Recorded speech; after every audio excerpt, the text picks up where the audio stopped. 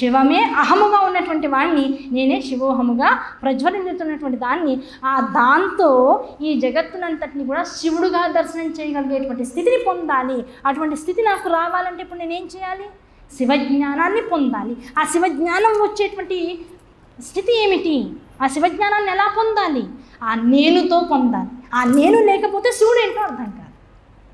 ఎందుకు? శివుడు లోపల ఉన్నాడు. దానికే ఎప్పుడు అందరికీ చెప్పడేటువంటి ఒక ఎగ్జాంపుల్ చెప్తూ ఉంటాం.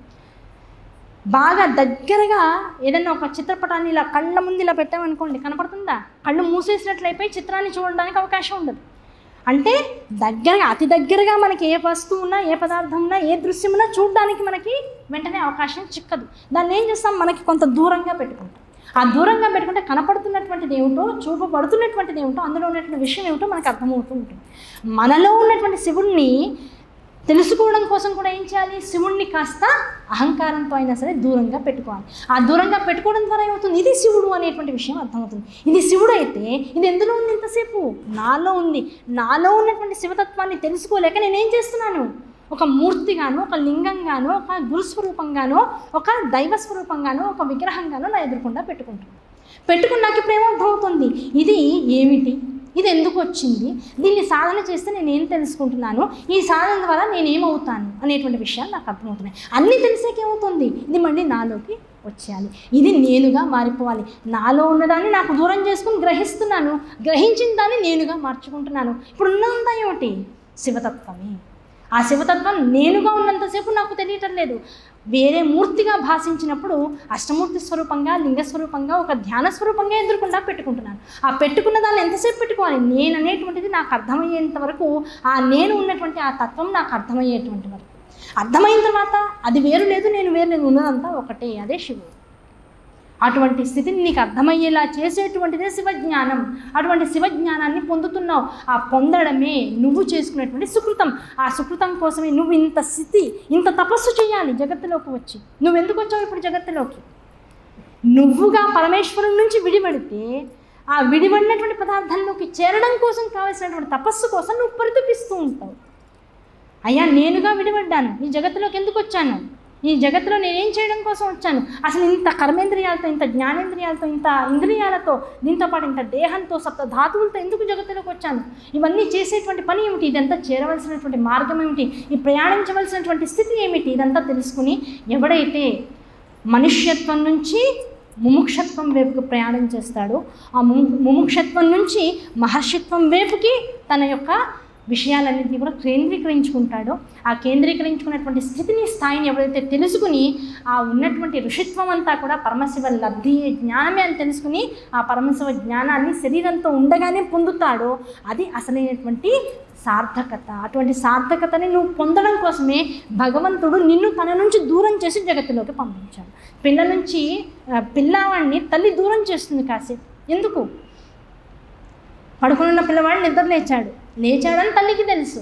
కానీ తనకి తానుగా తల్లిని వెతుక్కునేంత, అంటే ఆకలి లోపల వేసేటంతసేపు తల్లి వేచి చూస్తూ ఉంటుంది.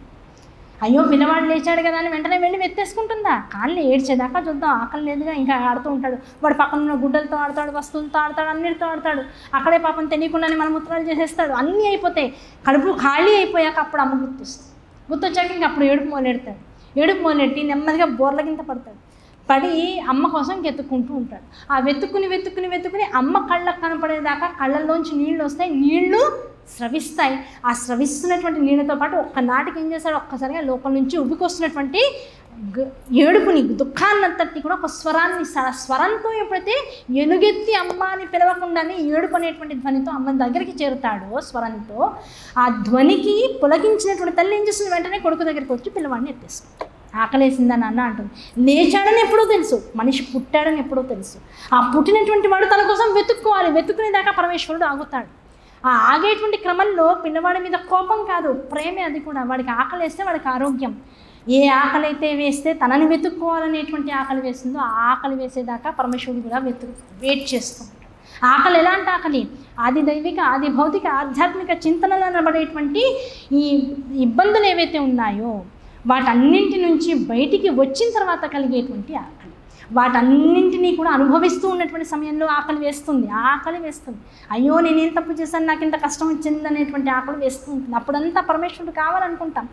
ఆ కోరికలు తీరాలన్నా అంటే ఏ ఇబ్బందికరమైనటువంటి పరిస్థితులు ప్రకృతి వలన మనుషుల వలన స్వాభావికంగా మనకు కలుగుతున్నాయో వాటి వల్ల కలిగేటువంటి ఇబ్బందుల నుంచి మనల్ని మనం బయటికి తీసుకోవాలన్నా, వీటన్నిటి నుంచి బయటికి వచ్చిన తర్వాత అసలు తాపత్రయం దేన్ని తెలుసుకోవాలనేటువంటి అసలు విషయం మనలోంచి జనించి పరమశివుడి తత్వం కోసమైతే వెతుకుంటున్నామో ఆ తత్వం కోసం ఆకలి మొదలైన ఈ ఆకలంతటినీ తీర్చగలిగేది ఎవరు?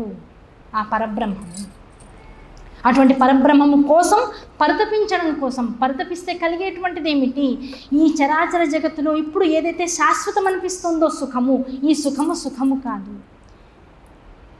ఏదైతే నాతో పాటు ఉంటే బాగుంటుంది అనిపిస్తుందో అదేది బాగుండదు. అందుకనే చెప్తూ ఉంటారు పెద్దలు. ఏం చెప్తారు? అయ్యా పరమేశ్వరుడు ఇప్పుడు మనుషులందరూ నమ్మేటువంటిది ఏమిటి? కనపడుతున్నటువంటి విషయాన్ని నమ్ముతున్నారు. వీలైనంత వరకు తెలుసుకున్న విషయాలు ఎవరైనా చెప్తే నమ్ముతూ ఉంటారు. అయితే కనపడుతున్న విషయాలన్నిటినీ నమ్మి తీరుతాడు. నమ్మి తీరే విషయాల్లో పరమేశ్వరుడు కూడా ఉన్నాడయ్యా అని ఎవరైనా చెప్తే నమ్ముతారా? కనపడ్డగా పరమేశ్వరుడు కనపడుతున్నాడా అంటే వెంటనే ఒక ప్రశ్న అడుగుతాడు. పరమేశ్వరుడు కనపడట్లేదు కానీ ఎలా నమ్మాలి అంటాడు. పరమేశ్వరుని తెలియపుచ్చగలిగేటువంటి పురాణ శ్రవణం వలన ఆ పరమేశ్వరుని గురించినటువంటి భావన లోపల జనిస్తుందట. ఆ జనించినటువంటి భావనని మనోనేత్రాలతో ఎవరైతే దర్శించగలుగుతాడో అటువంటి వాడికి ఇంకేమవుతుందట? బయట బాహ్యముగా కనపడేటువంటి ఏ వస్తువులు ఇంకా కనపడినా వాటి యందు మనస్సు నిలవక కేవలం పరమేశ్వరుడు కనపడినటువంటి మనోనేత్రంతో ఏ పరమేశ్వరుని అయితే చూడగలిగాడో ఆ మనస్సునందు మాత్రమే ఆనందాన్ని అనుభవిస్తూ ఆ మనస్సుతో మాత్రమే పరమేశ్వరుని చూస్తూ చర్మచక్షువులకి కనపడేటువంటి జగత్తునంతటిని కూడా భ్రాంతిగా భ్రమగా వదిలేస్తూ ఉంటాట. అటువంటి స్థితిని పొందవయ్యా. అన్ని చర్మచక్షువులకి కనపడతాయా? ఎక్కడో చిన్న పిన్నీసు పడిపోతుంది, లేకపోతే చెవురింగు తీస్తూ ఉంటే ఎక్కడో వెనకాల శీల పడిపోతుంది. దానికోసం ఎంతసేపు వెతుకుతాం? ఇప్పుడే పడింది కూడా మన కళ్ళకు కనపడకుండా ఇంత వెతుకులాటకి మనకి ఉద్యుక్తుల్ని చేస్తుంటే, ఇంత వెతుకులాడేటట్లుగా మనల్ని చేస్తుంటే, మన దగ్గర ఉన్నదని భ్రమించింది కూడా కింద పడిపోయి కనపడకుండా మనం భ్రమింపజేస్తుంటే, ఎక్కడో ఉండి అంతటా నిబరీకృతమయ్యి నేను నాది నాకు అనేటువంటి అహంకారాలు నా యందు ప్రబలంగా కనిపింపచేస్తూ అందరికీ దర్శింపచేస్తూ దాని యందు నేను లయమైపోయేలా చేస్తూ దానివల్ల వచ్చేటువంటి సుఖదుఖాలని కూడా నేను అనుభవింపచేస్తూ ఇన్నింటికి కారకమయ్యి వీటన్నింటి వెనకాల తాను సూక్ష్మ రూపంలో సంచరిస్తూ నన్ను కనుక్కో అని అంత పెద్ద ప్రశ్న మన ముందు వేస్తే కనుక్కోలేకుండా ఆ కనుక్కోలేనటువంటి వాడి వైపు కనీసం మనస్సుని ప్రసరింపచేయకుండా కేవలంగా భౌతికమైనటువంటి వస్తు ప్రపంచంలోనే లీనమైపోయి లయమైపోయి ఇదే నిజం అనుకుని ఈ సుఖదుఖాల్లోనే మరణిస్తున్నాం, మళ్ళీ పుడుతున్నాం. దీనివల్ల ఏమవుతుంది? కనుక్కోవాల్సినటువంటి గమ్యంగానే ఉండిపోతుంది. చేరక్కర్లేనటువంటి రకరకాల విషయాలు మధ్యలో ఆటంకాలుగా జన్మ అన్న పునరావృత్తి అంటే ఎప్పటికప్పుడు వృద్ధి చెందేటువంటి జన్మల కింద మారిపోతుంది.